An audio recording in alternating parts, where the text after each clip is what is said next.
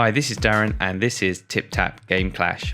Today we are looking at several titles which are playable on Chrome OS devices.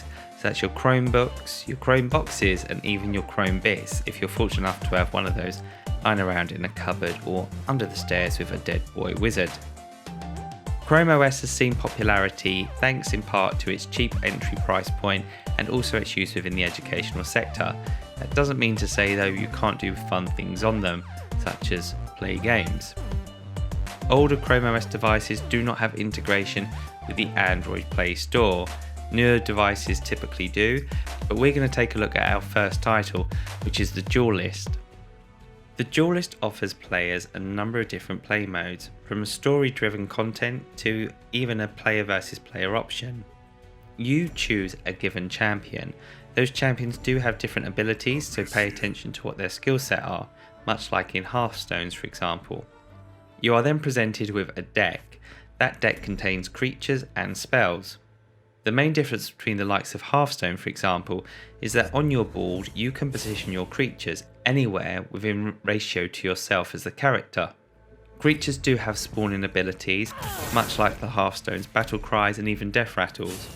The main difference though is the play mechanics. In the Duelist, games play out in a similar fashion to the likes of Fire Emblem. You are given clear instructions to each of your characters on who they're attacking and what movement they have. Movement is depicted by the area which that character can move. This is shown by a white movement box which will appear once you've selected your given creature.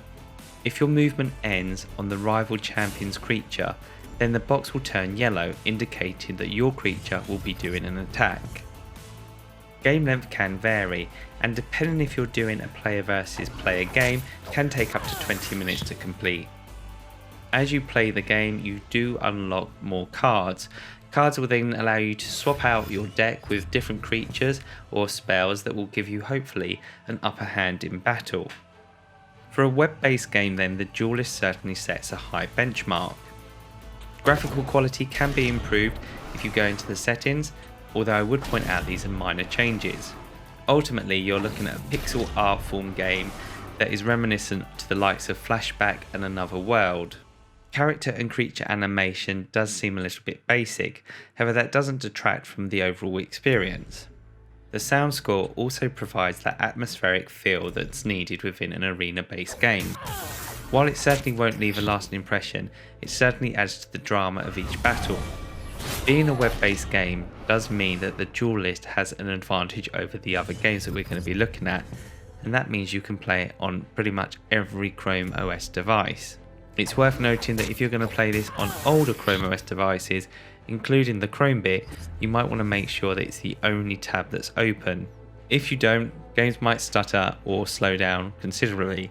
For more details on the Duelist, check out the description below, which will also contain links to the site.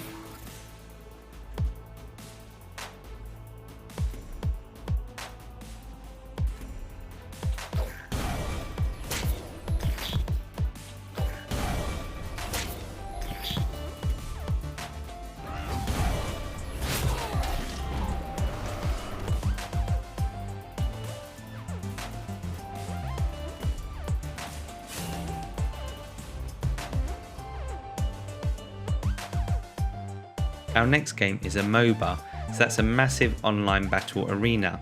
MOBAs have seen a surge in popularity thanks in part to them being free, very competitive and also great fun. Our second title then is Vainglory, which is one of the more popular entries on the Android Play Store. The reason I picked this one though is it takes full advantage of Chrome OS. So when I say that, it means it supports pretty much every entry system that you can use. So if you want to use a keyboard, a mouse, touchscreen or a controller, then you're covered, which means it's really accessible for every kind of playstyle. If you're used to games like Heroes of the Storm and League of Legends or even Dota, then you should be straight at home. Before each game starts, you will choose your elected champion to take into the arena. Champions can have different abilities and playstyles. If you have a ranged champion for example, they will be good at distance attacks compared to melee champions who would be for close-up fights. Overall though, there are a number of champions who are available for free on rotation. and it's worth trying them all to find out which one suits your playstyle. MOBA maps are fairly generic, and they are constructed of lanes, jungles, towers, and bases. Your objective is to take down the other team's tower or base as quickly as possible. To do this, you need to level up your champion. This can be done by defeating other champions within the arena, killing creatures, and also the attacking waves. Fortunately, Vainglory copies these mechanics perfectly, and that means that once you've mastered it in one game, you can easily jump into another type. Vainglory provides a tutorial structure as well, so on your first play you will get to understand the basics very quickly. With all MOBAs, the key to success is working as a team and not rushing straight into battle. Take your time and work out the best strategy for you to be successful within the arena. With your champion, the emphasis at the beginning of the games should always be to level these up as quickly as possible to a level of 4 or 5, when then you can start dealing adequate damage to other champions. The success of most MOBAs comes down to one key factor though, and that's how well it performs. The good news then is Vainglory excels in this area. Even with a number of graphical effects in play, with shimmering water, moving grass and well animated creatures, gameplay remains consistent throughout the entire experience all round. Also, like most other MOBAs, if you want to spend your hard-earned cash, you can do. That will allow you to buy different champions, skins and everything else that you feel like you want to buy. That doesn't mean to say it's a pay-to-win game. This just means you have direct access to the champions that you prefer to play with. A link to the Play Store is in the description if you wish to download this game.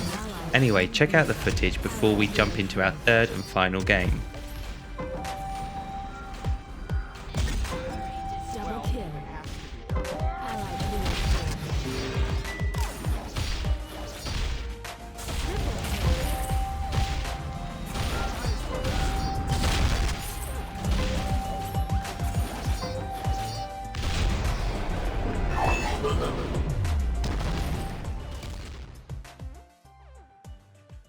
Our final game in our 3 recommendations today is Oddmar, which is a Viking platform adventure game. You play as Oddmar, who is out to save his children. Lo and behold, they have been kidnapped, much like a princess called Peach.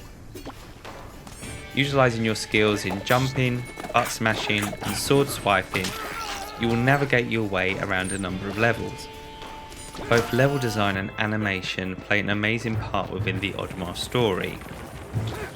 What might be apparent from the video is a unique hand-drawn art style that's used throughout the game. This is very similar to Rayman Legends, which was released on multiple platforms a few years ago.